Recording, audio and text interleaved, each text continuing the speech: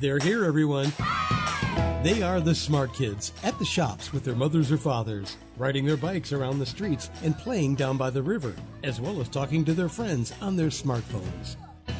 Join the smart kids each week as they discover, explore, and solve the mysteries of today.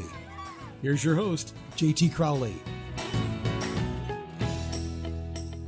Welcome to podcast 16. And this podcast is to introduce you all to Kymana. Last week I took you to Tibet, or officially known as the Tibetan Autonomous Region of China, to meet Yeshe and his friend Yinghe. And I hope you thoroughly enjoyed that story. And I hope you can see now why I brought in the Forbidden City all the way in Beijing, and why I took you over the Himalayas, the route that the Dalai Lama took when he fled from the Chinese authorities into Dharamshala in northern India. Fascinating, isn't it? There you go, kids. You learn something every week, even every day. But this podcast is for all my American kids, because Kymana is from the United States of America.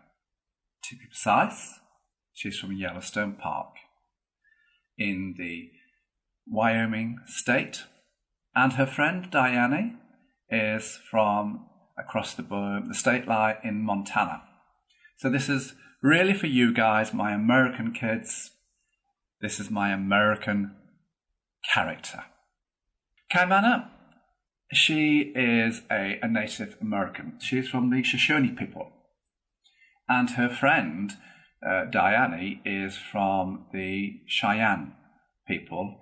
Kymana is more in Wyoming with the Shoshone people, whereas Dyani is more up into Montana.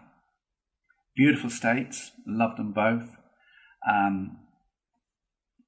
And it's really the story of two girls who take you into the park, into Yellowstone Park. Now, Yellowstone Park is absolutely, it's amazing. And if you have the great opportunity to go there, spend a couple of days there, because it really is breathtaking. The scenery is outstanding.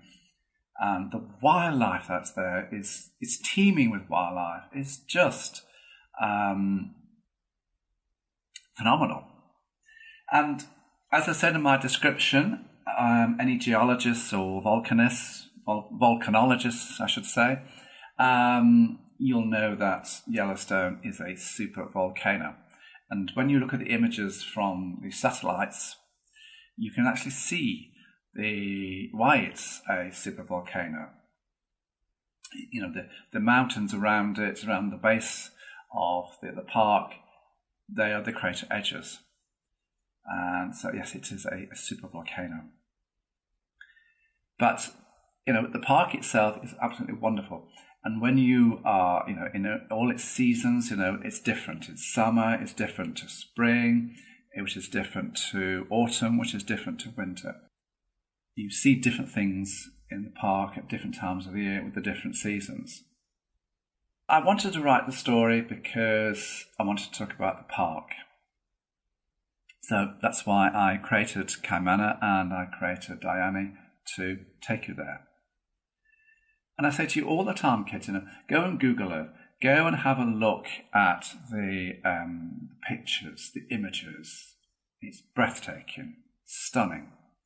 Simply, well, I just found it, you know, awe-inspiring. The story, where does this sit in my age range? Well, do you know what? I would probably say, you know, 9 to 13 is the age range that this story was really aimed at, written for. It's a wonderful place to go to. It's also, it touches on, you know, the Native Americans who have long been, you know, the history, the culture of the Native Americans. I've been fascinated for decades. So I really, you know, wanted to include that as well, you know, talk about the Native Americans. What I'm going to do now is, as I do every week, kids, I'm going to read you a little synopsis of the story, which I hope you're going to enjoy. So here goes, and this is the story of Kymana. A chill wind blew down from the mountains, sweeping across the valley floor and signalling the early arrival of Yellowstone's autumn season. Already, the leaves of the cottonwoods, aspens and maples had started to turn from the bright vivid greens of summer to their spectacular fall colours of scarlets, golds and coppers.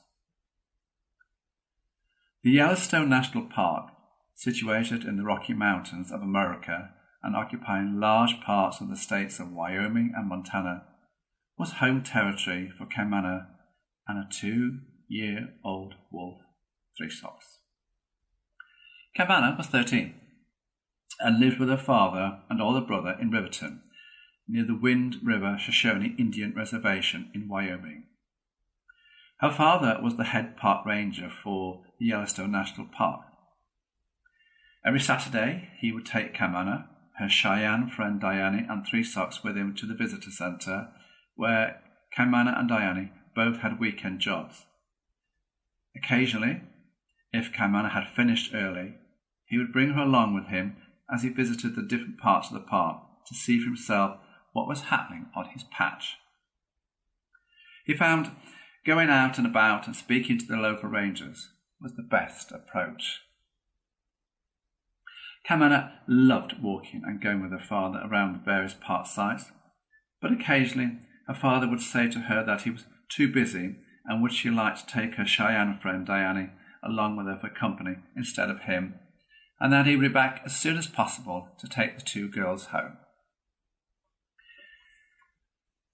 Kymana recalled that it was on one of those days 2 years ago when her father made it clear that he was too busy with park matters to go walking with her, and that he would arrange for one of the rangers to take herself and Dyani wherever they wanted to go. Kymana and Dyani had a particular favourite spot down by the Yellowstone River, and, having been dropped off by one of the young rangers, they set off on a mini walkabout. It was by a small creek that fed into the Yellowstone River that they came across Three Socks for the first time. She was wandering around all on her own, whimpering for her mother. Her mother had abandoned her at 4 months old as she had a deformed back leg. In the wilds of Yellowstone, only the strongest survive. Any wolf pups born with a weakness and out of the comfort of the maternal den were simply abandoned and left to die. Harsh as it sounds, that was nature's way of ensuring the strongest pups survived and the pack thrived.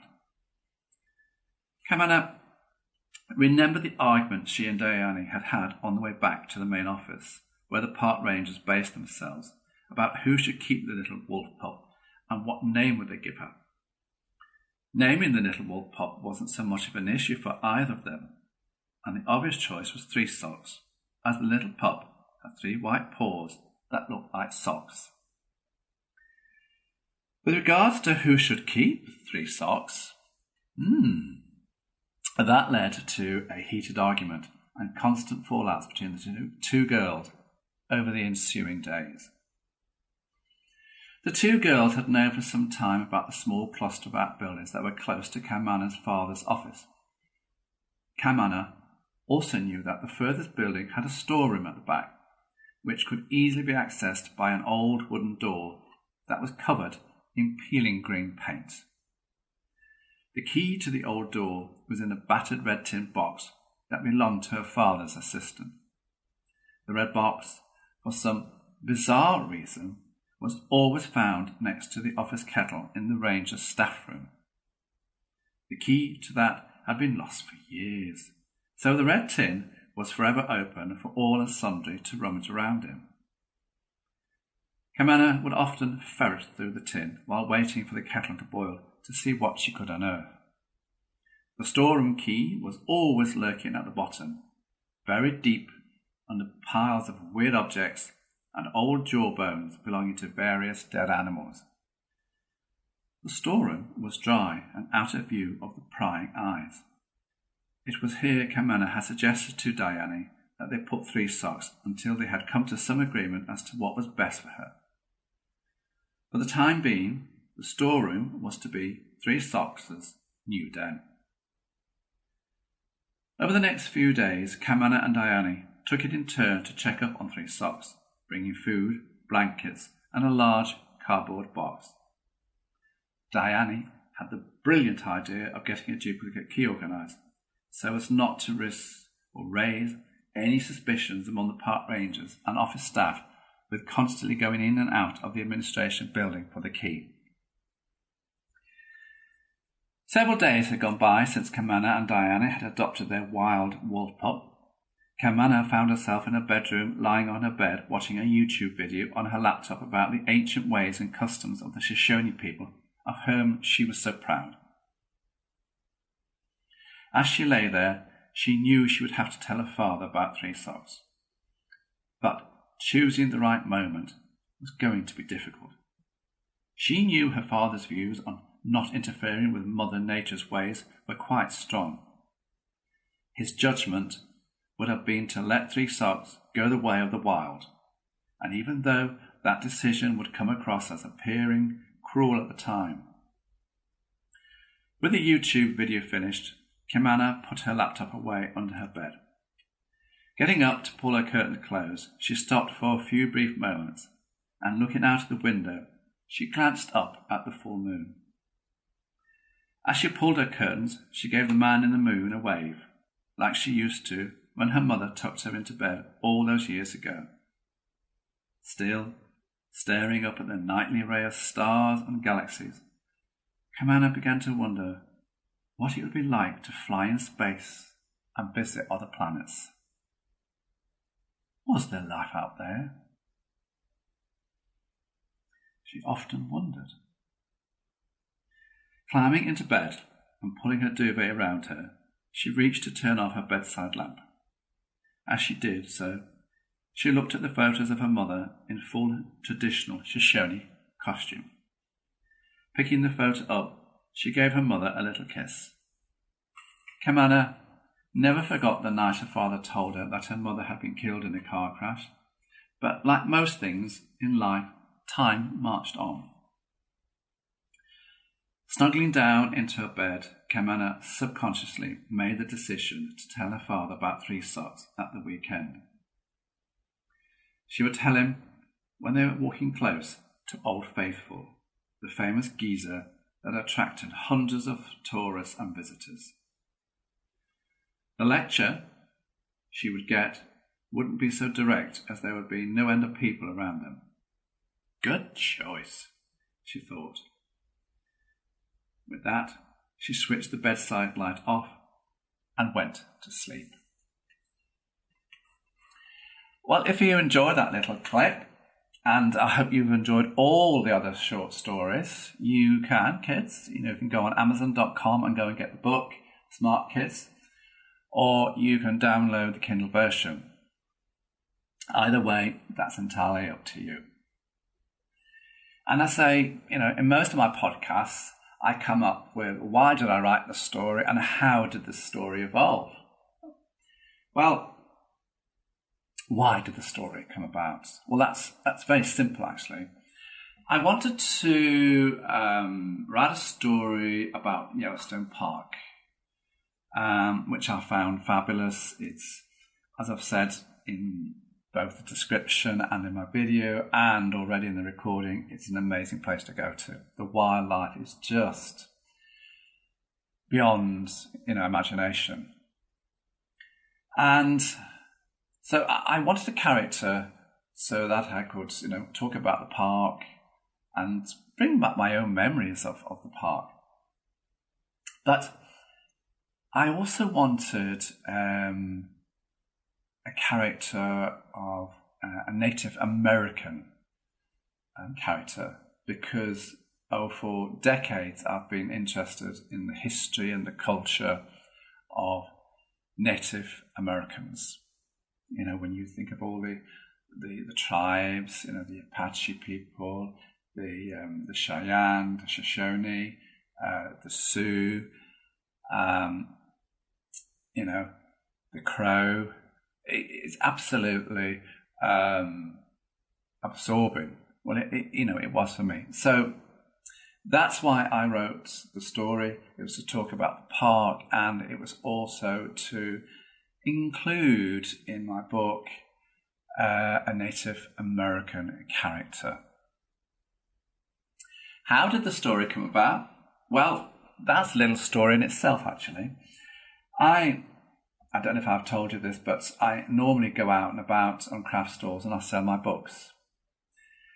Not so much this year because of COVID-19, but a couple of years ago, I was on a stall and an American lady came up to me and said, you don't have an American flag on your stall. Now, on my stall, I have flags of all the characters, all the countries where the characters come from. And she said to me, well, you don't have an American flag. And I said, no, I don't. And she, I don't want to say abruptly, but certainly firmly said to me, says, well, you need to sort that. And I said, oh, really? Do I? Oh, yes, she says, we have to have an American flag. And I said to her, I was looking for a character to write about, to talk about, but I was looking to talk about Yellowstone Park, but I wanted a character of a Native American person, young girl, to put in the park and to bring the two together. And I distinctly remember she said to me, oh, it's your lucky day. And I said, really? And she says, it sure is. And I said, oh, why is that? And she says, well,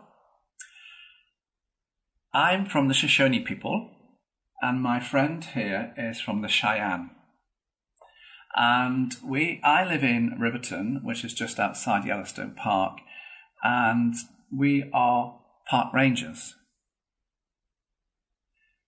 And I thought, oh, wow.